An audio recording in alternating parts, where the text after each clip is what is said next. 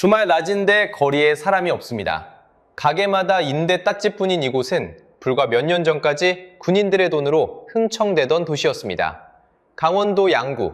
한때 수천 명의 군인이 쏟아져 나오던 이 거리의 하루 매출은 80만 원에서 20만 원으로 주저앉았습니다.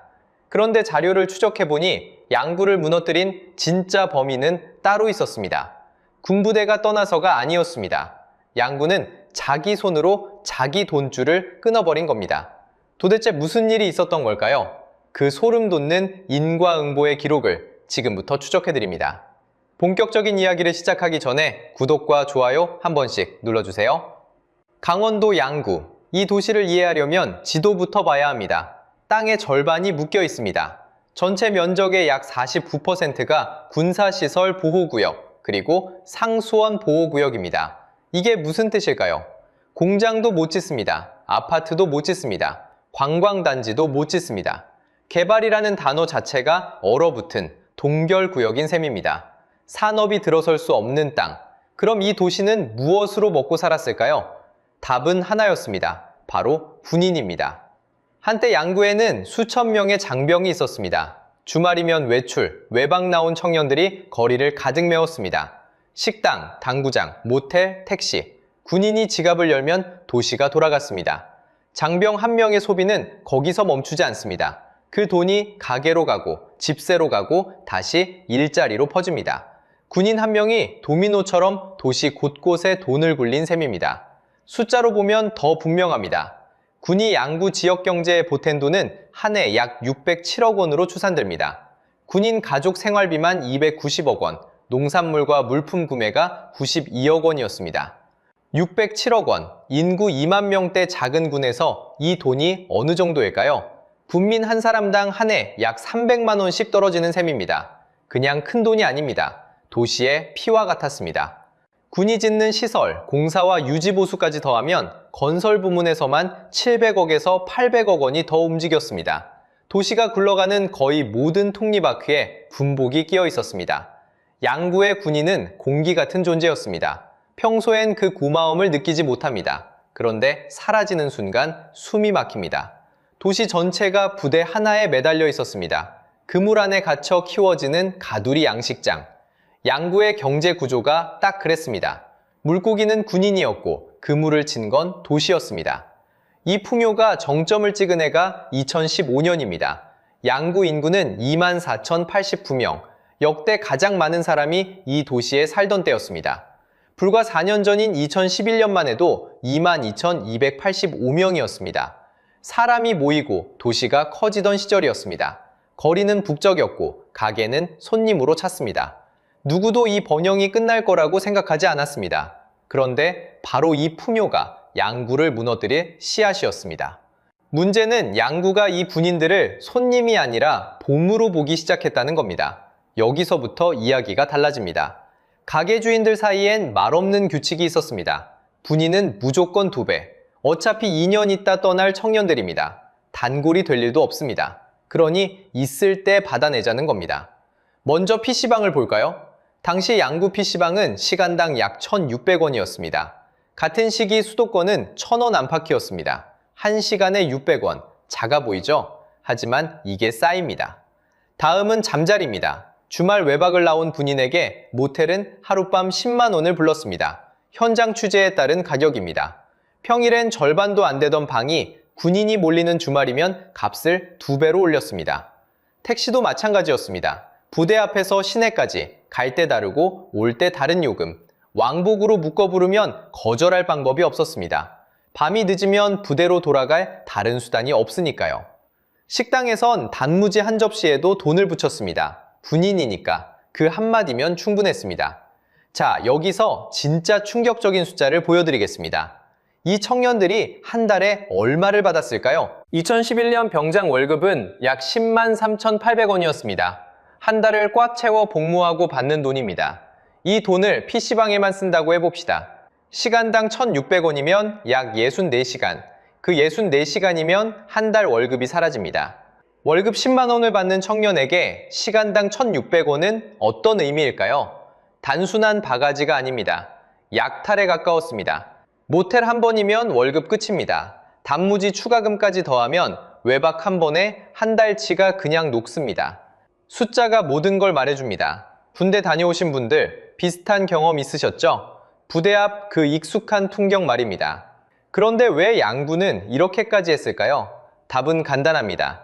군인은 도망갈 수 없으니까요. 생각해보면 군인은 걸어다니는 ATM기였습니다. 정해진 날 외박을 나오고 정해진 곳에서 돈을 쓰고 정해진 시간에 돌아갑니다. 갈 수 있는 가게도 정해져 있었습니다. 비싸다고 다른 동네로 갈 수도 없었습니다. 게다가 2년이면 전역합니다. 떠난 자리는 새신병이 채웁니다. 양구 입장에선 2년마다 통째로 교체되는 가두리 양식장의 물고기였던 셈입니다. 한 마리가 빠져나가도 다음 마리가 또 들어옵니다. 그러니 미안할 것도 눈치 볼 것도 없었습니다. 손님이라면 다시 오게 만들어야 합니다. 하지만 양구는 다시 올 손님을 키우지 않았습니다. 있을 때 끝까지 짜내는 족을 택했습니다. 이렇게 쌓인 원망은 그냥 사라지지 않았습니다. 군복을 벗고 사회로 돌아간 청년들의 기억 속에 그대로 남았습니다. 양구라는 이름 석자와 함께 말입니다. 그래도 여기까지는 돈 문제였습니다. 지갑이 얇아지는 일이었죠. 참으면 그만이라 여길 수도 있었습니다. 그런데 양구는 여기서 멈추지 않았습니다. 돈을 넘어 이번엔 주먹이 나갑니다. 2011년 봄이었습니다. 외박을 나온 군인 2명이 양구 시내에서 고등학생 10명에게 둘러싸였습니다. 그리고 집단으로 폭행당했습니다. 한 명은 얼굴뼈가 부러질 정도로 심하게 맞았습니다. 그런데 더 기막힌 건 그 다음입니다. 두 군인은 제대로 반격조차 하지 못했습니다. 왜 그랬을까요? 군인은 민간인과 시비가 붙으면 누가 먼저 시작했든 징계와 처벌 대상이 되기 때문입니다. 맞아도 참아야 했습니다. 손을 들면 자기가 끝장나니까요. 박봉에 시달리며 양구에 돈을 쓰던 청년들이 이번엔 길거리에서 일방적으로 두들겨 맞았습니다. 이 소식이 부대에 전해졌습니다. 그리고 지휘관들이 움직였습니다. 21사단과 2사단의 지휘관들이 합심해서 결단을 내립니다. 양구 시내 업소를 전면 보이콧하기로 한 겁니다. 우리 장병들, 양구에서 단 한 푼도 쓰지 마라.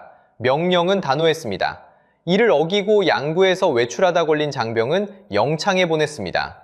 휴가를 나가는 장병은 아예 군용 차량에 태워서 춘천 같은 다른 도시로 곧장 실어 날랐습니다. 양구 땅에는 발도 못 붙이게 한 겁니다.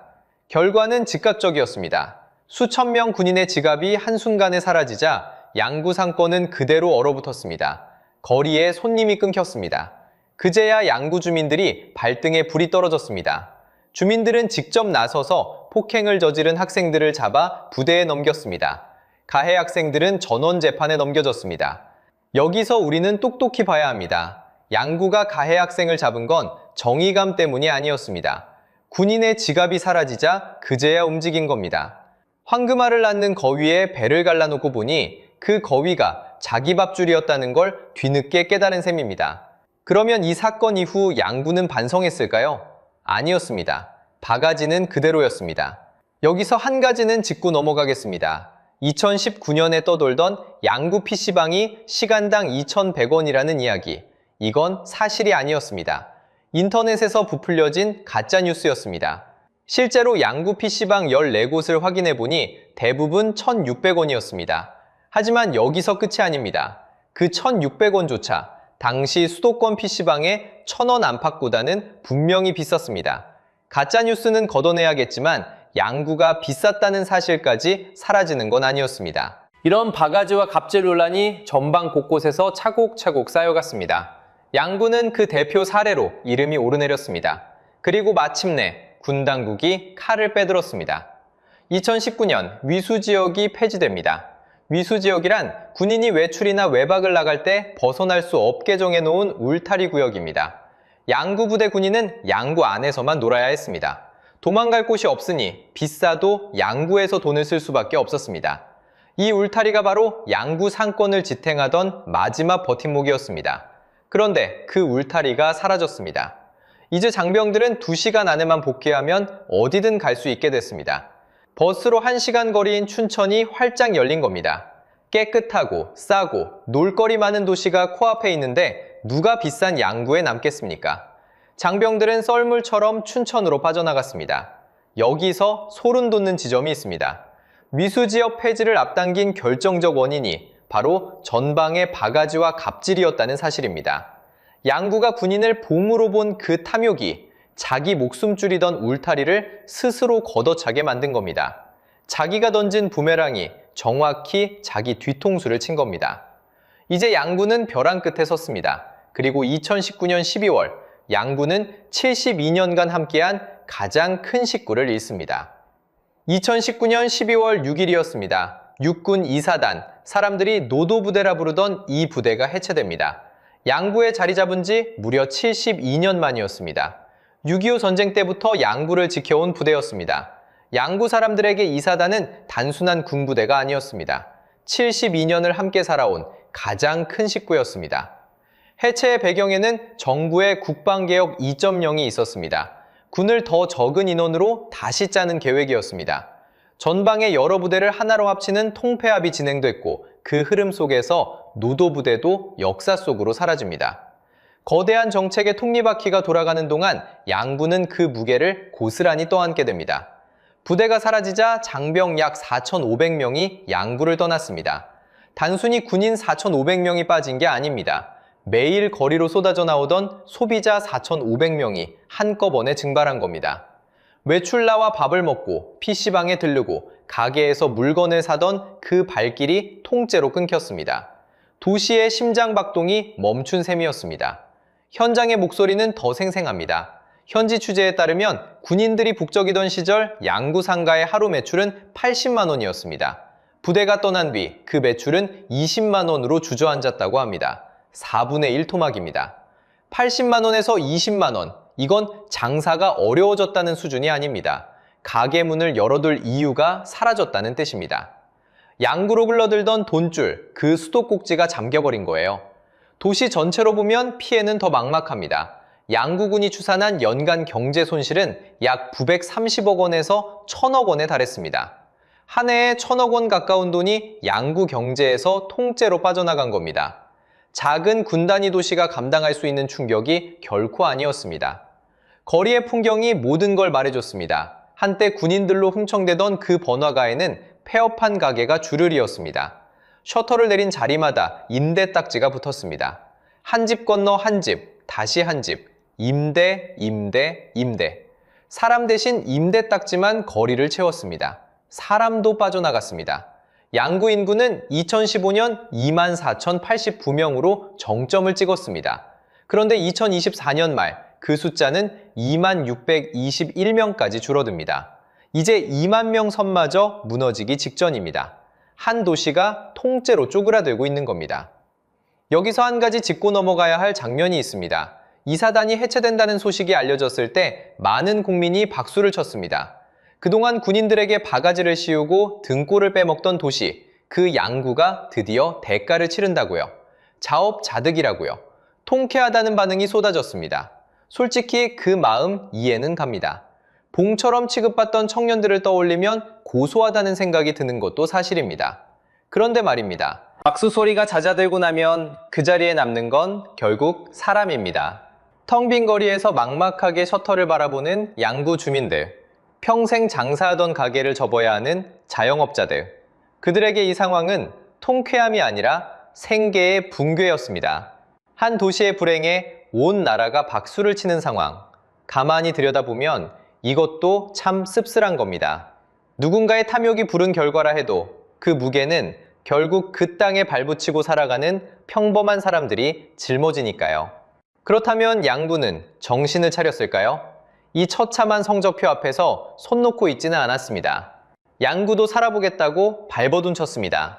그런데 그 발버둥마저 또 한 번 양구의 민낯을 드러냅니다. 부대를 떠난 군인들을 다시 불러보겠다며 캐시백을 내걸었습니다. 관광객을 끌어모으겠다며 이런저런 행사를 열었습니다. 하지만 이 시도들은 양구가 아직도 무엇을 놓치고 있는지를 고스란히 보여줬습니다. 생각해보세요. 군인 한 명은 그냥 손님 한 명이 아니었습니다. 매일 거리에 쏟아져 나오고 가족이 들어와 살고 두 대에 물품이 들어가고 공사가 돌아갔습니다. 그렇게 군대가 양구에 뿌린 돈이 한 해 약 607억 원이었습니다. 그런데 관광객 몇 명이 하루 들렀다 가서 쓰는 돈은 그 거대한 구멍의 발끝에도 닿지 못합니다. 양동이 하나 들고 바다를 퍼내겠다는 격입니다. 물론 나라가 손을 놓은 건 아닙니다. 양구에는 인구가 줄어드는 지역을 살리겠다며 한 해 약 974억 원짜리 예산이 잡혀 있습니다. 군대가 뿌리던 607억보다 큰 돈입니다. 숫자만 보면 구멍을 메우고도 남습니다. 그런데 함정이 있습니다. 군인은 매일 거리에서 돈을 쓰는 살아있는 소비층이었습니다. 예산은 사업에 한 번 들어가고 끝납니다. 군인이 만들던 그 자생적인 수요를 돈을 부어 똑같이 만들어낼 수 있을까요? 누구도 장담하지 못합니다. 여기서 같은 강원도의 한 도시를 봐야 합니다. 바로역 화천트입니다. 인구도 양구와 비슷한 2만 3천 명대입니다. 화천도 한때 군대에 기댄 도시였습니다. 그런데 화천은 다른 길을 갔습니다. 한겨울 꽁꽁언 강위에서 산천어를 잡는 축제 하나를 20년 넘게 공들여 키웠습니다. 2025년 이 축제 하나에 약 186만 명이 몰렸습니다. 화천 인구의 80배가 넘는 사람이 한 도시로 쏟아져 들어온 겁니다. 직접 경제고가만 1천억 원대입니다. 화천은 그렇게 오랜 시간을 들여 군대라는 목발을 스스로 떼어냈습니다.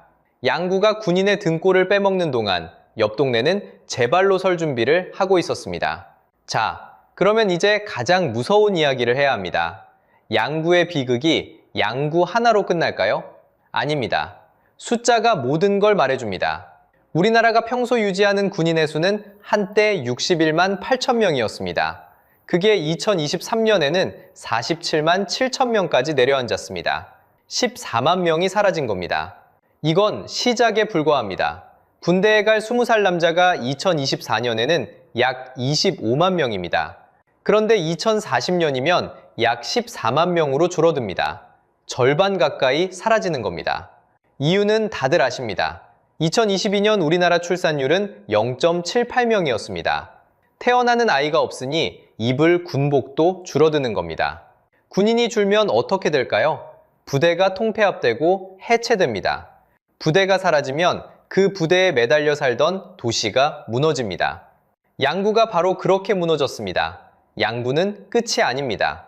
줄지어선 도미노의 첫 번째 조각일 뿐입니다. 그 도미노 뒤에 누가 서 있을까요? 철원이 있습니다. 화천이 있습니다. 인제가 있습니다. 군대에 기대 살아온 접경지 도시들이 똑같은 순서를 기다리고 있습니다.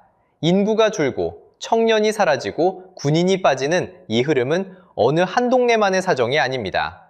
여러분, 이게 남의 동네 이야기가 아닙니다. 인구가 줄어드는 도시, 일자리가 빠져나간 도시, 그 자리를 다시 채울 방법을 찾지 못한 도시, 그 명단은 해마다 길어지고 있습니다.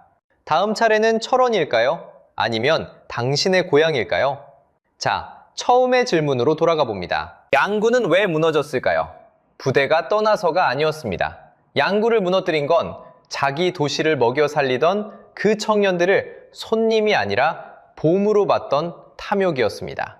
시간당 1,600원, 2배 요금, 그리고 끝내 휘두른 주먹.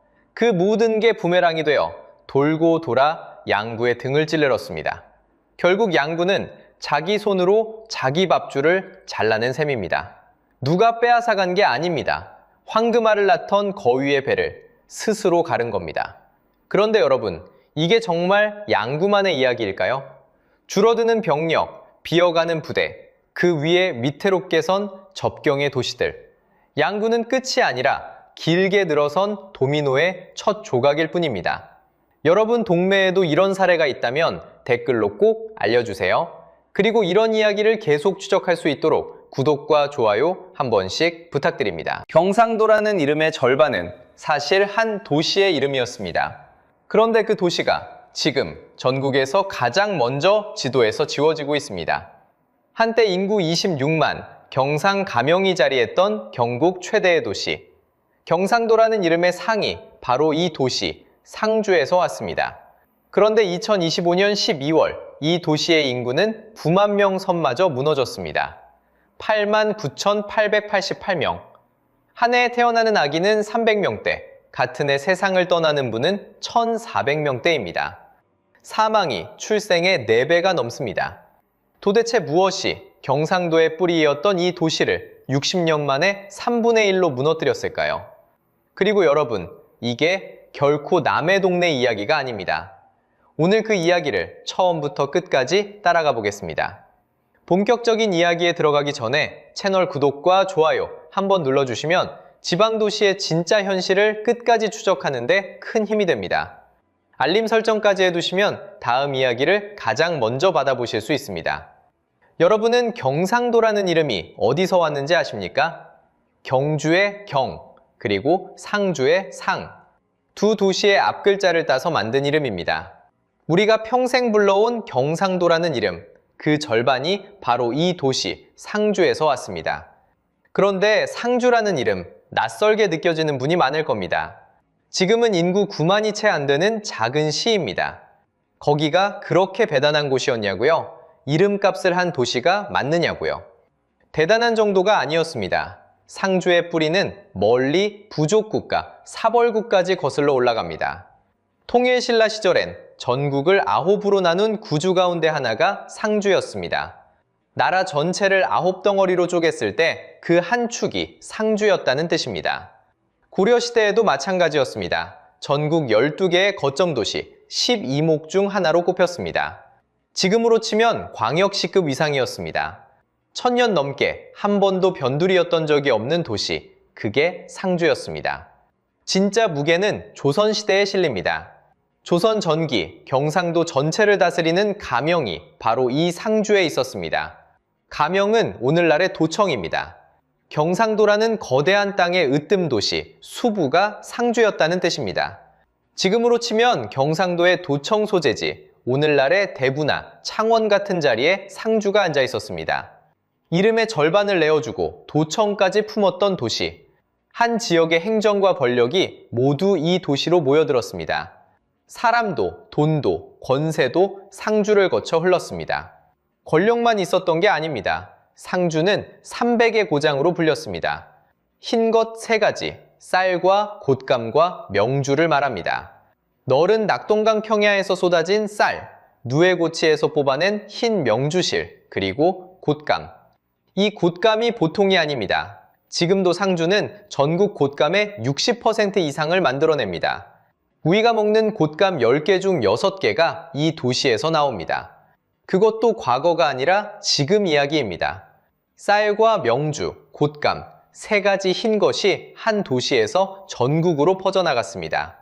농업으로 따지면 늘 전국 최고 수준을 자랑했습니다. 상주가 풍요로우면 경상도가 배불렀다는 말이 괜한 소리가 아니었습니다. 권력과 풍요를 한 손에 쥐었던 도시, 사람이 모여드는 건 당연했습니다. 1960년대 후반 상주의 인구는 26만 명을 넘어섰습니다. 지금 인구의 3배에 가까운 숫자입니다. 경상북도 서부에서 가장 큰 도시였습니다. 거리엔 사람이 넘쳤고 장이 서면 발 디딜 틈이 없었습니다. 이름이 곧 권력이고 권력이 곧 사람을 부르던 시절, 상주는 분명 그런 도시였습니다. 그런데 이렇게 잘 나가던 도시가 어쩌다 전국에서 가장 먼저 무너지게 됐을까요? 놀랍게도 그 첫 번째 균열은 무려 400년 전에 시작됐습니다. 첫 균열은 정말 400년 전에 시작됐습니다. 때는 1601년 임진왜란이 막 끝난 직후였습니다. 나라 전체가 전쟁의 상처를 추스르던 시기입니다. 그 혼란 속에서 경상도의 행정을 총괄하던 경상가명이 상주를 떠납니다. 행선지는 대구였습니다. 가명은 오늘날로 치면 도청입니다. 한 도을 모든 행정과 권력이 모이는 곳이었습니다. 그 도청이 상주에 있었습니다. 상주가 괜히 경상도의 수부로 불린 게 아니었습니다. 그런 가명이 빠져나간다는 건 도시의 심장이 옮겨가는 일이었습니다. 관청이 가면 사람이 따라갑니다. 사람이 가면 시장도, 돈도 따라갑니다. 그날부터 상주는 이름만 수부로 남았습니다. 권력은 대구로 옮겨갔고 사람은 권력을 따라 움직였습니다. 경상도의 절반을 차지하던 도시가 처음으로 한 발 밀려난 순간이었습니다. 하지만 이건 시작에 불과했습니다. 두 번째 균열은 훨씬 더 결정적이었습니다. 1960년대 나라가 산업화로 달려가던 시절입니다. 모든 것의 중심에는 길이 있었습니다. 바로 경부고속도로입니다. 그런데 이 길이 상주를 비껴갔습니다. 고속도로는 추풍령을 넘는 노선으로 결정됐고 상주는 그 개발축에서 빠집니다. 그게 무슨 큰일이냐고 물으실 수 있습니다. 하지만 고속도로가 비껴간다는 건 그 시대엔 혈관이 끊기는 것과 같았습니다. 산업화 시대의 도시는 길을 따라 자랐기 때문입니다. 길이 닿는 곳에 공장이 섰습니다. 공장이 서는 곳에 일자리가 생겼습니다. 일자리가 있는 곳으로 사람이 모였습니다. 도시는 그렇게 커지는 거였습니다. 그런데 상주에는 그 길이 없었습니다. 그래서 1960년대 중반부터 사람들이 도시를 떠나기 시작합니다. 일자리를 찾아 도시는 조용히 비어갔습니다. 26만이 넘던 인구가 흔들리기 시작한 게 바로 이때였습니다. 그리고 여기에 마지막 근열이 더해집니다. 사람이 빠져나가던 바로 그 시기, 상주에서 멀지 않은 곳에 새로운 도시가 떠오릅니다. 신읍 공업도시 구미였습니다. 산업화의 물결을 정면으로 올라탄 도시였습니다. 구미는 상주가 갖지 못한 걸 모두 가졌습니다. 고속도로를 끼고 거대한 산업단지를 품으며 빠르게 커졌습니다. 공장이 들어서자 전국에서 사람이 몰렸습니다. 젊은 인구가 구미로 향했습니다. 그리고 구미는 그동안 상주가 쥐고 있던 자리, 경북 서부의 중심이라는 자리를 가져갑니다. 한쪽이 채워지는 만큼 다른 한쪽은 비어갔습니다. 여기서 한 가지 잔인한 사실을 짚고 가야 합니다. 두 도시는 같은 출발선에 있지 않았습니다. 한쪽엔 고속도로가 지나갔고 한쪽은 비껴갔습니다. 한쪽엔 산업단지가 들어섰고 한쪽엔 들어서지 못했습니다. 상주의 철길마저 그랬습니다. 경북선은 단선의 선형도 좋지 않았습니다. 빠르게도 많이도 실어 나르지 못했습니다. 길도 철도도 어느 쪽도 상주의 편이 아니었습니다. 그래서 같은 경북의 도시였지만 운명은 정반대로 갈렸습니다. 구미는 올라갔고 상주는 내려갔습니다. 누가 더 게을러서도 더 부지런해서도 아니었습니다. 사람이 모자라서도 땅이 좁아서도 아니었습니다. 그저 길이 어디로 나느냐 단 하나의 결정이 두 도시의 60년을 갈라놓았습니다. 한쪽은 산업의 도시로, 한쪽은 떠나는 도시로 말입니다. 도청을 잃고 길을 잃고 중심마저 잃었습니다. 균열은 그렇게 3번 찾아왔습니다. 영광의 도시가 무너지는 데는 분명한 이유가 있었던 겁니다. 여기까진 과거의 이야기였습니다. 그런데 지금 2025년 상주에서 벌어지는 일은 그 수준이 아니었습니다. 숫자가 모든 걸 말해줍니다. 한때 26만 명이 살던 도시였습니다. 경북 서부에서 가장 큰 도시였습니다. 지금 그 절반의 절반도 남지 않았습니다. 먼저 인구입니다. 2017년 상주는 10만 명 선이 무너졌습니다. 그것만으로도 충격이었습니다. 그런데 거기서 멈추지 않았습니다. 2025년 12월 상주 인구는 89,888명으로 내려앉았습니다. 9만 명 선마저 무너진 것입니다. 6년 사이에 1만 명이 사라졌습니다. 한 해에 도시 하나에서 사람이 줄어드는 속도라고 보기 어려운 숫자입니다. 매달, 매년 조용히 깎여나간 결과입니다. 이 감소에는 반등이 없었습니다. 2020년 9만 7천 명대, 2021년 9만 5천 명대, 2022년 9만 4천 명대, 2023년 9만 3천 명대, 단 한 해도 멈추지 않았습니다. 한 번 꺾인 그래프가 단 한 번도 위로 돌아서지 못한 것입니다. 늘었다 줄었다 하는 것이 아니라 매년 한 방향으로만 내려갔습니다. 그 끝에 9만 선이 무너졌습니다.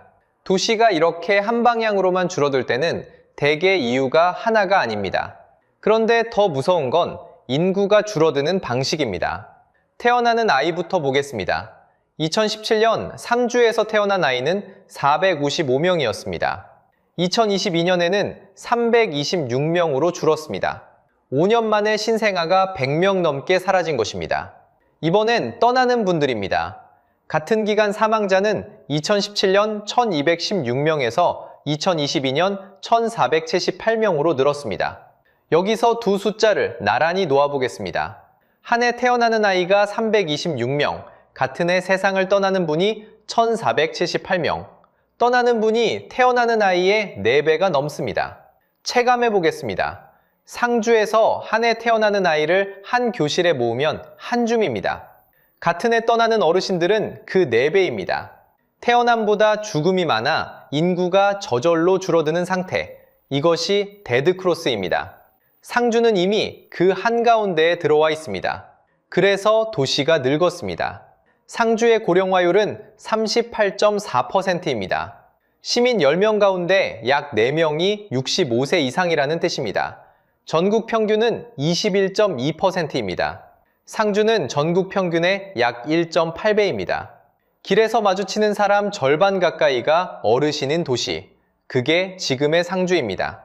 마지막 숫자가 가장 무겁습니다. 소멸 위험 지수 0.164. 이 숫자가 낯설 수 있습니다. 쉽게 풀면 이렇습니다.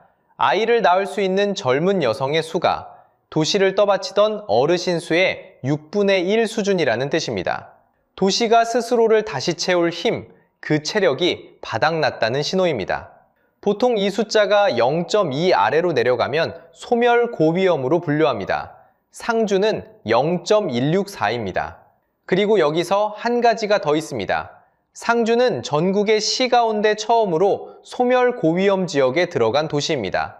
군이나 면 단위가 아닙니다. 엄연한 시입니다. 그 첫 번째 이름이 하필 경상도라는 이름의 절반이었던 도시였습니다. 여기까지가 우리가 통계에서 볼 수 있는 상주의 현재입니다. 인구도, 출생도, 고령화도, 소멸 위험도 모든 숫자가 같은 방향을 가리키고 있습니다. 그런데 더 충격적인 건 따로 있습니다. 이 숫자조차 어쩌면 현실을 다 보여주지 못하고 있습니다. 공식 인구는 89,888명입니다.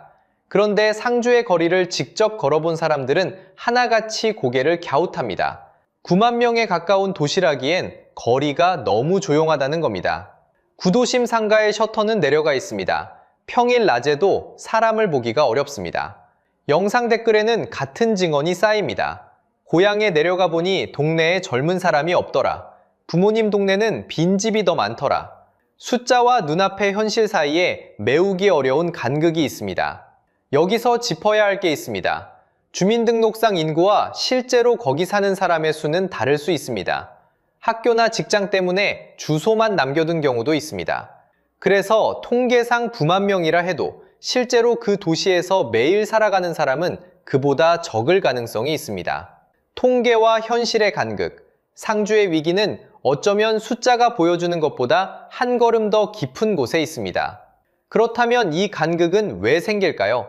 핵심은 청년입니다. 도시를 떠나는 사람의 얼굴을 들여다보면 거기엔 거의 늘 젊은 사람이 있습니다. 15세에서 29세, 막 사회로 나가는 나이입니다. 이들이 일자리를 찾아, 대학을 찾아 수도권과 대도시로 빠져나갑니다. 떠날 사람이 떠나서 줄어드는 것, 이걸 사회적 감소라고 합니다. 문제는 이 감소가 혼자 오지 않는다는 데 있습니다.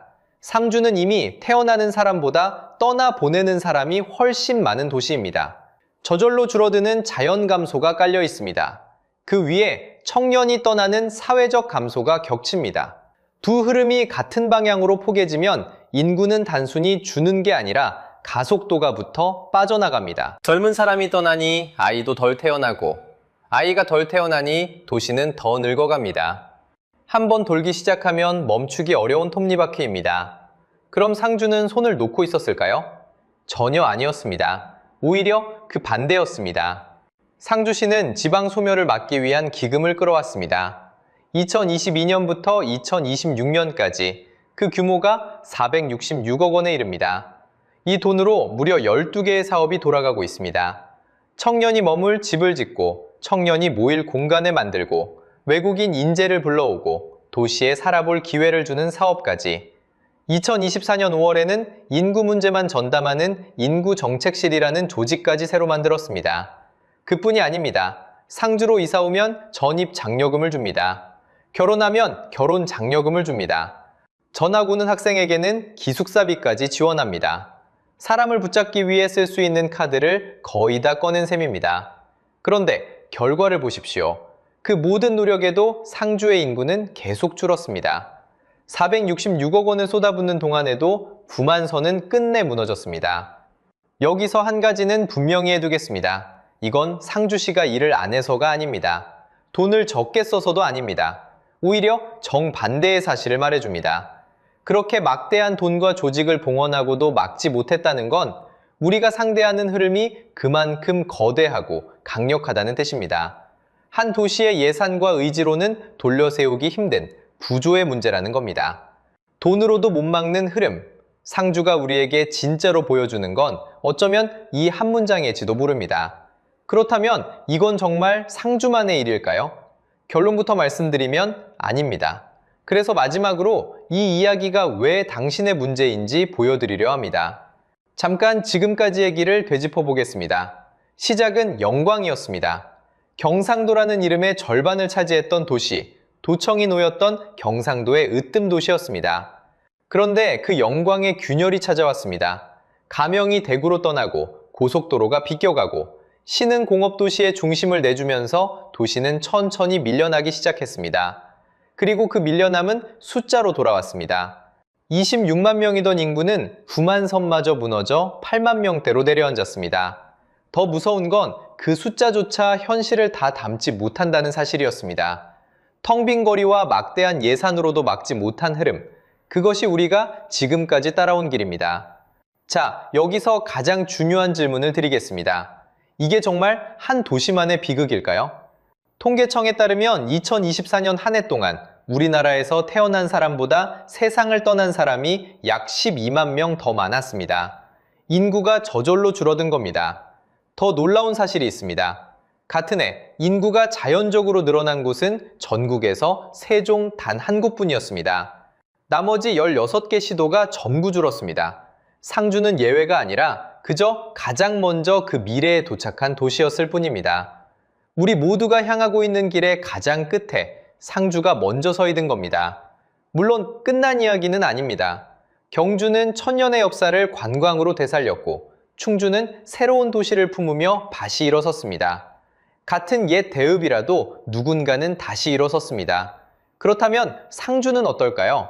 다시 일어설 수 있을까요? 아니면 이대로 이름만 남게 될까요? 그 갈림길에 지금 이 도시가 서 있습니다. 그래서 여러분께 묻고 싶습니다. 당신의 고향은 지금 안녕한가요? 명절에 내려간 부모님 동네는, 어린 시절 뛰놀던 그 거리는 여전히 그대로인가요? 댓글로 당신의 도시 이름을 남겨주세요. 어쩌면 우리는 같은 미래를 향해 함께 걷고 있는지도 모릅니다. 그 이름들이 모이면 지금 우리나라 어디에서 무슨 일이 벌어지고 있는지 한눈에 보일 겁니다. 지방의 위기는 결코 지방만의 위기가 아닙니다. 한 도시가 멈추면 결국 그 곁의 도시도 함께 멈춥니다. 이 흐름이 남의 이야기로만 들리지 않으셨다면 구독과 좋아요로 함께 해주세요. 사라지는 도시들의 이야기를 끝까지 함께 들여다보겠습니다.